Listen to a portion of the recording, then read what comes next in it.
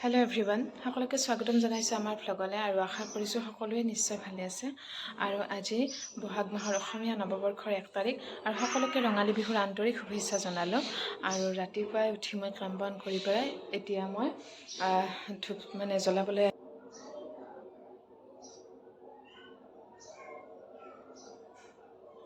বুলি মায়ে আনিলে এয়া পিঠা, এয়া তেল পিঠা আৰু এইফালে বৰাৰ পিঠা, এয়া জহা চিৰা, সান্দহ আৰু এইফালে আছে কোমল চাউল আৰু কিবাকিবি আছে।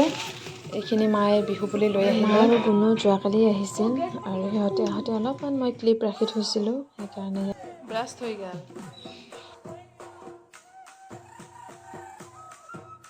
আৰু আইটোৰ কাৰণে মই ফাৰ্ষ্টক্ৰাইৰ পৰা 3টা ইনাৰ অৰ্ডাৰ কৰিছিলোঁ।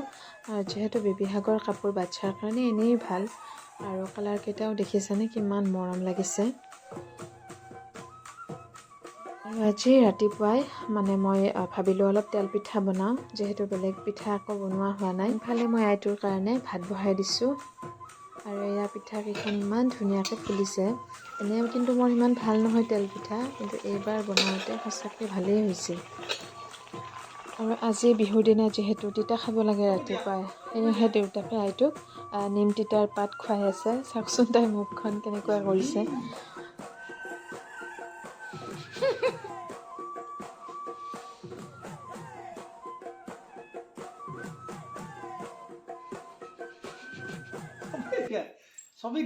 চাহ খালোঁ, খাই পেলাই এতিয়া যাবলৈ ওলাইছোঁ হাউলিলৈ। কাৰণ হাউলিত অলপমান কাম আছে। প্ৰথমতে কীৰ্তন ঘৰত সোমাম, তাৰপিছতহে হাউলিত যাম। এয়া ওলাই ল'লোঁ।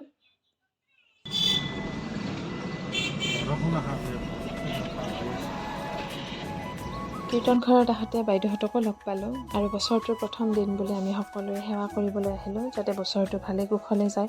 আৰু মানুহ দেখিছেনে কিমান মানুহ আহিছে, একদম দেউলৰ মানুহৰ নিচিনা হৈছে।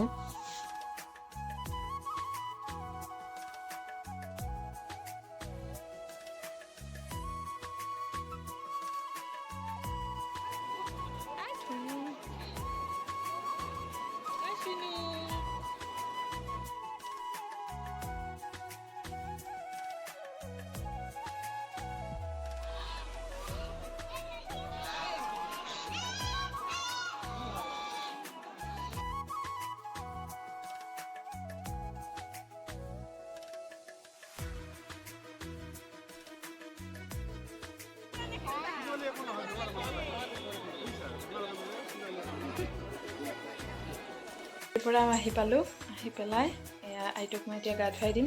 আৰু যাওঁতে গা ধুৱাই নিছিলোঁ, কিন্তু বিহুৱানখন লোৱা হোৱা নাছিল। আৰু এতিয়া মই তাইক বিহুৱানখন দিম গা ধুৱাই পেলাই।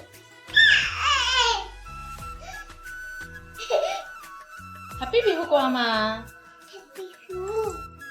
এয়া মাহ হালধি আৰু আইটোক এতিয়া গা ধোৱাৰ আগতে মই লগাই দিম গাত। আৰু গা ধুৱাই পেলাই আইটোক এয়া বিহুৱানখন মই দিলোঁ। এয়া দুপৰীয়াৰ কাৰণে দৈ, মিঠৈ, কোমল চাউল, মিঠাই, চিৰা।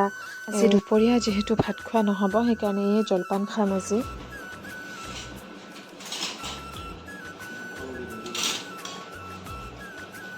কি লাগে ধুনু?